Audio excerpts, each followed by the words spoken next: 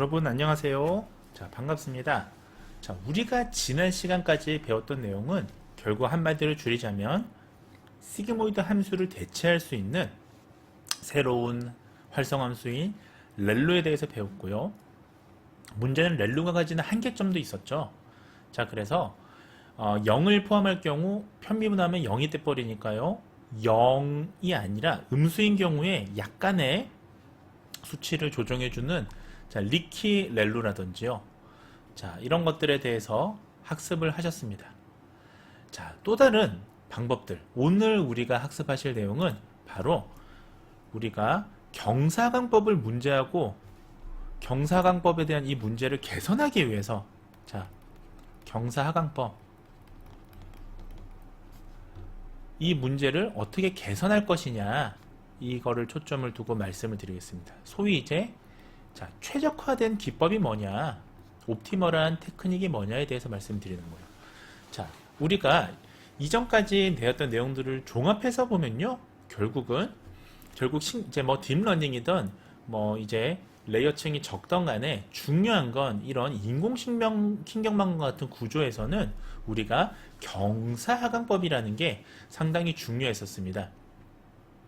결국 경사하강법은 뭐나요? 파라미터 웨이트를 우리가 오차를 측정하는 소위 이제 손실함수를 우리가 정의하고 이것에 대한 기울기를 우리가 계속 변경하면서 이것을 계산하는 방법을 경사하강법을 쓴다라고 말씀을 드렸었습니다. 자, 우리가 이 경사하강법을 통해서 이 손실함수의 기울기에 대한 이 수식을 좀 제가 간단하게 제시하면 다음과 같습니다. 잠시만요. 자, 이게 지금 우리가 여기 W가 우리가 경사관법일 때 이 W 웨이트의 오차를 측정을 해야 되잖아요. 그래서 오차를 측정하는 이것이 우리가 손실함수라고 가정해 볼게요. 손실함수고요. 자, 우리가 요거는 뭐냐 하면 우리가 학습률을 학습률이라고 보겠습니다. 학습률을 가지고 우리가 이 계산하는 이 손실함수를 계산하는 우리가 웨이트를 우리가 구하는 게 지금 이제 핵심이 되겠는데요. 웨이트에서 요거를 이제 이거를 이 오차죠. 결국은 이 오차를 이것을 빼주는 요 값을 우리가 최종적으로 얘를 구하겠다라는 건데, 웨이트를 구하겠다는 건데, 자, 요게 지금 손실함수의 기울기죠. 결국은 손실함수의 기울기가 되는 겁니다. 자, 요것을 우리가 계산을 하는 거죠. 실은. 자, 이 방법은요. 자, 이거 한번 지워보겠습니다. 네. 자, 이 방법은 좀 다른 개념으로 우리가 그림으로 좀 설명할 수가 있겠는데, 자, 우리가 이 오차 공면이라고 한번 이걸 이제 공면이라고 한번 가정해 볼게요. 아까 이제 우리가 요걸 이제 이 기울기를 구하는 거라고 말씀을 드렸잖아요. 요것을 약간 3차원의 우리가 요와 같은 공면이다라고 한번 가정해 볼게요. 자, 그러면 요 지금 손실함수의 공면이죠. 곡선이 아니라 공면을 이렇게 지금 찾아가는 겁니다. 그래서 최적의 하이퍼 파라미터가 요 별표예요. 별표 얘를 찾아가야 되는 거예요. 그래서 손실함수의 기울기는 각각 요 면에서의 입체적인 요 부분들이 될 겁니다. 맞죠? 자, 그래서 요 하강법을 시작하는 파라미터가 각각 여기 있고, 얘 최적의 해를 찾아가기 위해서 요 기울기를 지금 구하는 것인데요. 자, 최적해를 향해서, 그러니까 최적 요 값을 향해서 이렇게 지금 방향이 이렇게 바른 방향이 지금 지나가는 거죠. 자, 근데 이 기울기에서 우리가 언제나 최적 요 값을 향해서 이렇게 가야 되는데, 자, 지금 이 곡선이 약간 이 공면이 최적해를 향해서 가는 방향을 좀 불일치한다고 가정해 볼게요.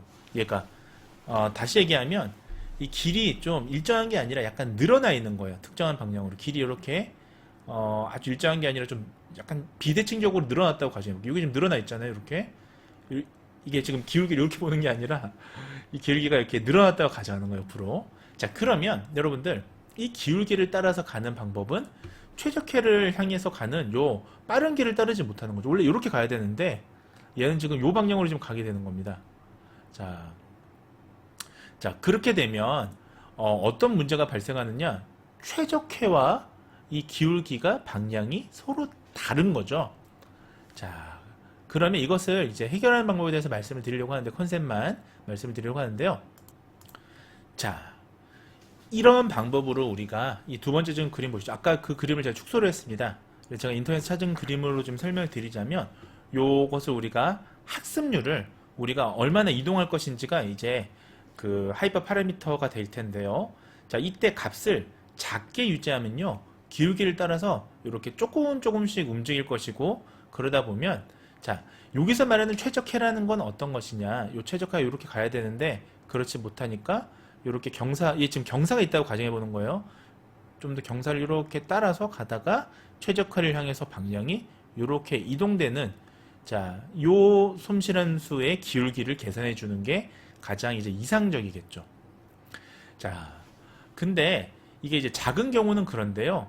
이 값이요, 이 학습률이 지금 요 학습률이라는 게 요 값을 얘기를 하는 거죠. 아까 보셨던 요 기울기, 요 학습률을요. 자, 학습률이 너무 큰 값이 되면 문제가, 자, 이게 이렇게 살짝만 이렇게 지금 요 깊은 골짜기로 빠졌다가 사실은 최적해를 향해서 이렇게 방향을 틀어서 가야 되는데, 문제는 이 값이 너무 크면 이렇게 가버린다는 거죠. 자, 그러면 최적해는 여기인데 요 방향이 요렇게 갔다가 요렇게 가야 되는데, 사실 이상적으로는 이제 위처럼 돼야 되는데, 이게 값이 너무 크다 보니까 요 값이 좀 커서 그런 거예요. 요 기울기 값이, 요 학습률이 너무 큰 경우에요.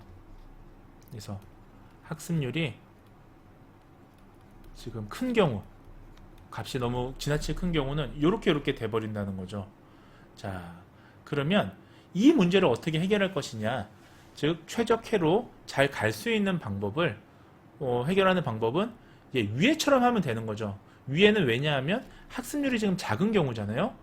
자, 학습률이 작은 경우란 말이죠. 그러면 가장 이상적인 방법은, 자, 이 지금 이 손실한수 공면에 따라서 학습률을 작게 두는 거예요. 이렇게 하면 보시다시피 요렇게 틀어지지 않고 그래도 요 최적해를 향해서 가게 될 테니까요. 자, 문제는 이 학습률의 값을 얼만큼 작게 둘 것이냐. 자, 이게 알아내기가 어렵다라는 겁니다. 상당히 복잡하다라는 겁니다. 그리고 학습률을 작게 둔다라는 건 어떤 느낌이냐면, 이걸 조금씩 움직인다는 거예요. 요 움직임을, 그러니까 요 움직임이 큰 경우는 이렇게 아예 벗어나 버리지만, 요거를 아주 정밀하게 조금씩 조정하다면, 그러면 학습률을 줄인다는 의미인데, 이거를 너무 이것을 정밀하게 조정해 버리면 요거 한번 움직일 때마다 정말 조금씩만 움직이게 되겠죠. 네. 그래서 움직이는 거리가 정말 작아지게 될 겁니다. 자, 그렇게 되면 우리가 움직임이 작다라는 건 어떻게 되죠? 이 최적해, 그러니까 요 값을 구해야 되는데 요 값까지 요 계산해야 되는 게 되게 많아진다라는 의미잖아요. 너무 적어도 2번 만에 갈 수도 없고, 이거를 100번으로 쪼개서 100번 만에 갈 수도 없는 겁니다. 여러분들이 목적지를 가는데 10걸음에 갈 수 있는 거를 15걸음으로 줄여서 좀 촘촘히 갈 수도 있겠지만, 10걸음에 갈 수 있는 거를 100걸음으로 나눠서 정말 조금씩 막 총총총총 갈 수는 없는 노릇이잖아요. 그것도 문제가 있는 거죠. 자, 그러면 이 문제를 개선하기 위해서는 컨셉은 간단합니다. 학습률을 크게 하면서요, 큰 걸음으로 최적해에 도달할 수 있는 그러한 변형된 기법들이 요구가 되는 것이죠. 자, 그런 변형된 기법들에 대해서 지금부터 설명을 하려고 합니다. 자, 그러면 이 문제를 해결할 수 있는 변형된 기법들, 즉 최적해에 도달할 때까지의 요 간격을 어떻게 그러면 볼 것이냐. 첫 번째는 모멘텀이라는 방법이 있어요. 자, 모멘텀은요, 현재 위치에서 계산된 기울기만으로 이동할 방향을 정하는 게 아니고요, 지금까지의 기울기를 따라서 이동한 경로를 이제 계산을 하는 겁니다. 그러니까 얘가 앞으로 보이는 요것만을 선택하는 게 아니고, 얘가 지금까지 왔던 것들을 학습했을 거 아니에요, 경험적으로. 그래서 그 학습에 의해서 우리가 그거를 이제 고려해서 기울기를 계산하는 걸 얘기해요. 자, 이러한 방법이 있다라는 말씀을 드렸습니다. 그 다음에 두 번째는, 자, 여기서부터 좀 학부 수준이 굉장히 어려운 거니까 여러분들이 관심 있으신 분들은 좀 최신 연구를 찾아보시면서 이런 이론들을 정립하면 좋을 것 같아요. 두 번째는 네스테로프 가속 경사라는 게 있습니다. 네스테로프 가속 경사라는 게 있어요.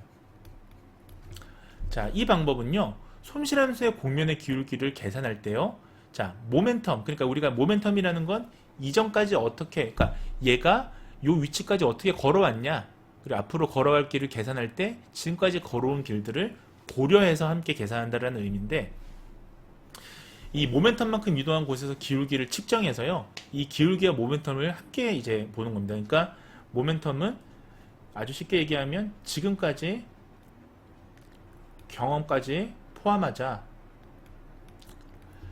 네스테로프 가속경사는 모멘텀에다가 플러스 기울기까지 같이 고려하자. 자, 이동한 곳에서의 기울기까지 같이 고려하자. 그러니까 여기서 말하는 거는 모멘텀까지의 이동 기울기를 얘기하는 거예요. 이거를 같이 고려하자라는 게 이제 두 번째 이것을 해결할 수 있는 네스테로프 가속 경사라는 두 번째 해결 방법이 되겠습니다. 자, 마지막으로 하나 더 있어요. 자, 이게 제가 지금 가리고 있어서 여기다 쓸게요. 세 번째는 우리가 에이다 그리드라는 방법인데요. 자, 이것을 어댑티브라고 해서 적응적 경사라고 합니다. 자, 에이다 그리드를 적응적 검사라고 하는데, 자, 이러한 방법을 통해서도 우리가 손실함수 곡선의 왜곡을 수정할 수가 있습니다. 자, 그래서 지금까지 말씀드렸던 이런 방법들 중에서 제일 그럼 많이 쓰는 게 뭐냐? 제일 많이 쓰는 게 바로 모멘텀이죠. 모멘텀 최적화하는 게 뭐 일반적으로 가장 간단한 방법이라고 합니다. 그 다음에 적응적 모멘텀 추정 기법이라는 게 있어요. 자, 모멘텀도 적응적 모멘텀이에요. 네, 추정 기법이라는 게 있습니다. 자, 이것을 우리가 줄여서 에이덤이라고 얘기해요. 자, 어댑티브라는 게 이제 적응적이라는 의미잖아요. 그래서 이런 에이덤이 있고요. 최근엔 또 이제 굉장히 이 분야가 빨리 이제 변화를 해서 굉장히 따라하기가 어려운데, 네스테로프 가속 경사도 적응적으로 하는 경우가 있습니다. 그래서 이 네스테로프 가속 경사에 어댑티브라는 표현을 써서 이것을 네이덤이라고 합니다. 자, 네이덤은 무슨 뜻이냐? 네스테로프 가속 경사의 적응적인 방법을 써서, 자, 이 적응적 경사와 기울기를 보는 거니까요. 그 다음에 네스테로프 가속 경사를 함께 보는 방법이 있습니다. 자, 그래서 최근에는 또 이제 연구들이 보면 이걸 또 더 변형한 방법들이 또 최근에 연구들이 또 나오고 있다고 합니다. 그래서 이러한 것들에 대해서 여러분들이 좀 공부하신다면 이런 최적해를 찾는 경사강법에서의 최적해를 찾는 여러분들의 그 고민들을 해결할 수 있을 거라고 생각이 듭니다. 자, 오늘 수업은 여기까지 말씀을 드리고요. 자, 다음 시간엔 그러면 우리가 하이퍼 파라미터를 통해서 우리가 인공신경망의 최적화를 시킬 수 있는 또 다른 방법들에 대해서 말씀을 드리도록 하겠습니다. 자, 뭐 예를 들면 소프트맥스 함수라든지 이런 것들이 될 텐데요. 자, 이런 것들은 다음 시간에 말씀을 드리도록 하겠습니다. 자, 여러분들 경청해 주셔서 감사합니다. 다음 시간에 봐요. 안녕히 계세요, 여러분. 전 이 세상의 모든 굴레와 속박을 벗어던지고 제 행복을